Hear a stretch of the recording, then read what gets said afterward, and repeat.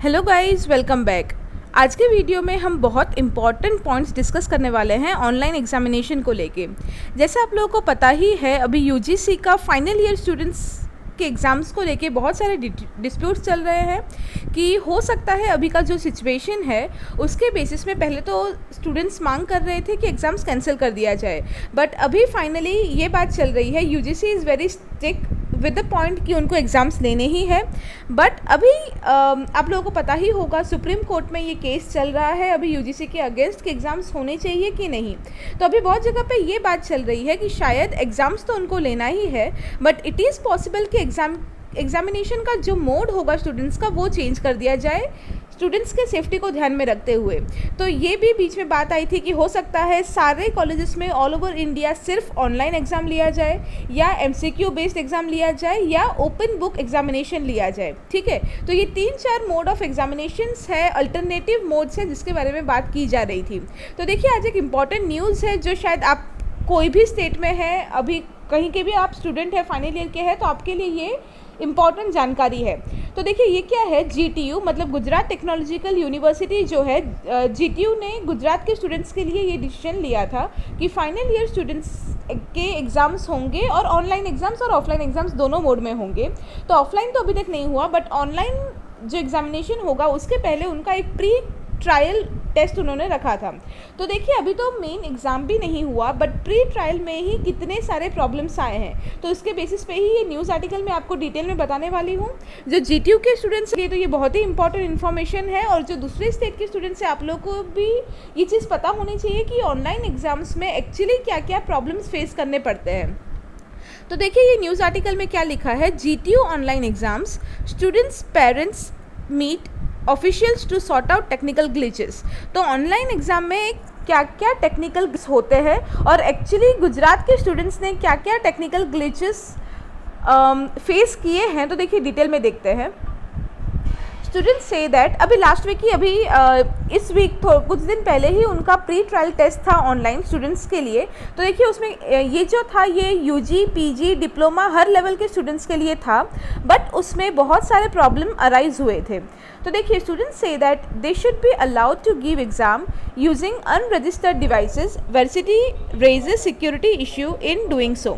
तो एक्चुअली क्या हुआ था, ये प्री ट्रायल चेक जो था ऑनलाइन एग्जामिनेशन का, उसमें स्टूडेंट्स ने ये बोला था, उसमें जीटीयू वालों ने ये अपने सर्कुलर में बोला था कि स्टूडेंट्स जिस भी डिवाइस से लॉगिन होंगे या रजिस्टर होंगे प्री चेक ट्रायल टेस्ट में, वही सेम डिवाइस से उनको अपना जो मेन ऑनलाइन एग्जामिनेशन होगा वो भी देना होगा। बट इसमें बहुत सारे स्टूडेंट्स बहुत सारे प्रॉब्लम्स फेस कर रहे हैं, इसलिए स्टूडेंट्स और पेरेंट्स का यही कहना है कि स्टूडेंट्स को अलाउ किया जाए कि वो किसी भी डिवाइस से लॉगिन होकर एग्ज़ाम दे पाए। After technical glitches made Gujarat Technical University much awaited online exams, parents and students of final year made a representation to varsity to change the system। तो जो प्री चेक ट्रायल टेस्ट था उसमें ही इतने सारे problems हुए कि main exam तक जाने के पहले भी सारे स्टूडेंट्स 10 बार सोच रहे हैं, और सारे स्टूडेंट्स और पेरेंट्स मिलके ये रिक्वेस्ट कर रहे हैं जीटीयू को कि अब ये सिस्टम चेंज किया जाए, इस तरह से एग्ज़ाम्स नहीं हो पाएंगे।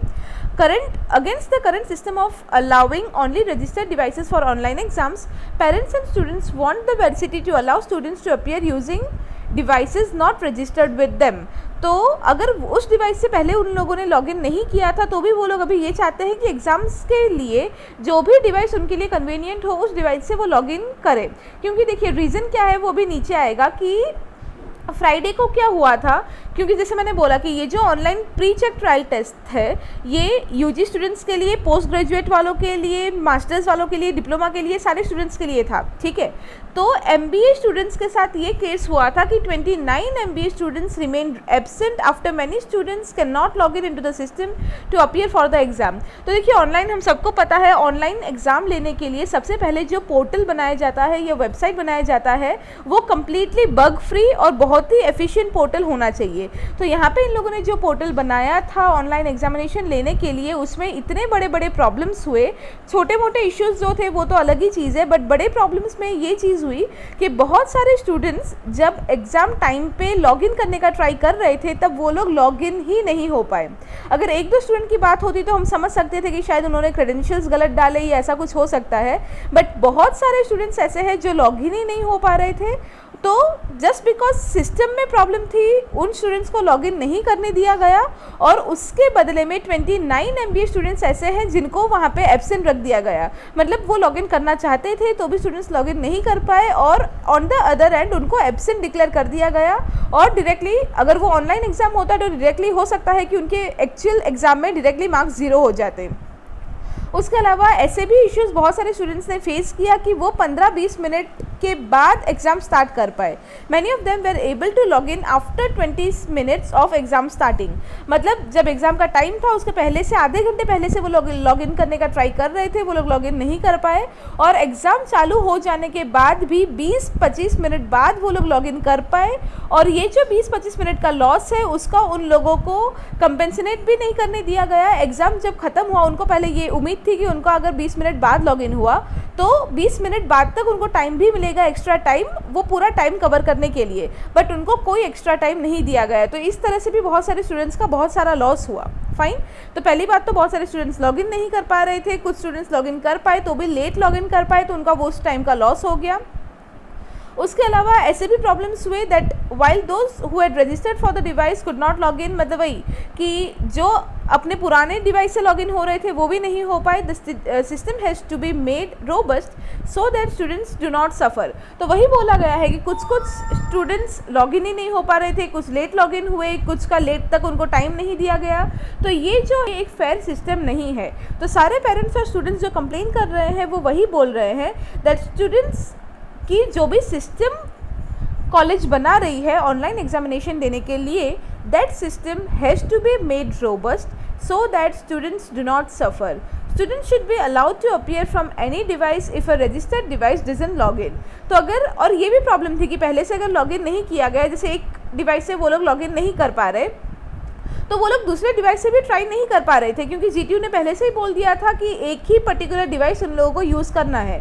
तो इसलिए स्टूडेंट्स और पेरेंट्स वही बोलना चाहते हैं कि इस तरह का जो रूल्स है या बाउंडेशंस है वो ना लगाया जाए, बिकॉज ऑलरेडी सिस्टम में इतनी प्रॉब्लम है और उसके ऊपर से अगर ऐसे बाउंडेशंस लगाया जाए कि डिवाइस सेम होना चाहिए, रजिस्टर्ड होना चाहिए, तो स्टूडेंट्स और भी ज़्यादा प्रॉब्लम्स फेस कर रहे हैं उन रूल्स की वजह से। बट उसके खिलाफ जीटीयू अथॉरिटीज़ ने इसका क्लैरिफिकेशन कैसे दिया? तो GTU authorities are saying that they have received representation from parents and students. Varsity authorities, however, said that they discussed the proposal with the IT, which advised against such an implementation, keeping safety in mind. तो वो लोग का वही कहना है कि उन्होंने ये सारे रूल्स इसीलिए लगाए हैं ताकि सिक्योरिटी रहे, कोई भी चीटिंग नहीं कर पाए स्टूडेंट्स और वो सब की वजह से। तो उसकी क्लैरिफिकेशन तो उन्होंने उस तरह से दिया। बट ऑनलाइन एग्जामिनेशन में ये लॉगिन का प्रॉब्लम, टाइम का प्रॉब्लम, ये सारे प्रॉब्लम्स के अलावा भी एक सबसे बड़ा जो प्रॉब्लम हुआ है जीटीयू स्टूडेंट्स के साथ वो ये हुआ है दैट जीटीयू के स्टूडेंट्स जिन्होंने भी लॉगिन किया था, जिन्होंने भी पहले रजिस्ट्रेशन किया था ऑनलाइन एग्जाम के लिए, अब ऑब्वियसली रजिस्ट्रेशन के टाइम पे स्टूडेंट्स को बहुत सारे डिटेल्स डालने पड़ते हैं, तो उनमें से बहुत सारे डिटेल्स लीक हो चुके हैं। GTU students also alleged data leak as photo, personal ID presented in GTU's pre-test were leaked and made available on its website। तो जो इम्पॉर्टेंट कॉन्फिडेंशियल डेटा होने चाहिए, जो कि स्टूडेंट्स के फोटोग्राफ हो गए, आधार कार्ड का नंबर है, ये सारी चीज़ें जो कॉन्फिडेंशियल डेटा है स्टूडेंट्स के, वो सारे इंपॉर्टेंट डेटा वेबसाइट में लीक कर दिए गए, जो अगेन एक बहुत बड़ा कंसर्न है। तो इस तरह से ये जो कपल ऑफ इम्पॉर्टेंट कंसर्न्स है वो रेज़ किए गए हैं स्टूडेंट्स और पेरेंट्स की तरफ से, जो नहीं होने चाहिए। बट ऑनलाइन एग्जाम्स में अभी तक तो ऑनलाइन एग्ज़ाम मेन आया भी नहीं है, ये सिर्फ प्री ट्रायल टेस्ट का रिजल्ट है कि इतनी सारी प्रॉब्लम्स सारे स्टूडेंट्स फेस कर रहे हैं। So this is kind of warning for all the universities जो सोच रहे हैं कि ऑनलाइन एग्ज़ाम लेना इजी है, ऑनलाइन एग्ज़ाम ले लेंगे तो कोई प्रॉब्लम नहीं होगी। बट जिस तरह से ऑफलाइन एग्ज़ाम में हेल्थ इश्यूज़ या सेफ्टी इश्यूज़ है, सेफ्टी कंसर्न्स है, उसी तरह से ऑनलाइन एग्ज़ाम में भी इस तरह से बहुत सारे अलग अलग कंसर्न्स है जो फेस करने पड़ रहे हैं। सो ये एक न्यूज़ है जीटीयू के रिलेटेड। अभी स्टूडेंट्स और पेरेंट्स इस तरह के कंप्लेन अभी कर रहे हैं। लेट्स सी जीटीयू अपना कोई डिसीजन चेंज करता है या नहीं, ऑनलाइन एग्ज़ाम इसके बाद भी होते हैं या नहीं, या फिर सिस्टम में क्या चेंजेस होते हैं, ये GTU के सर्कुलर से हमें पता चल सकता है। Thank you so much.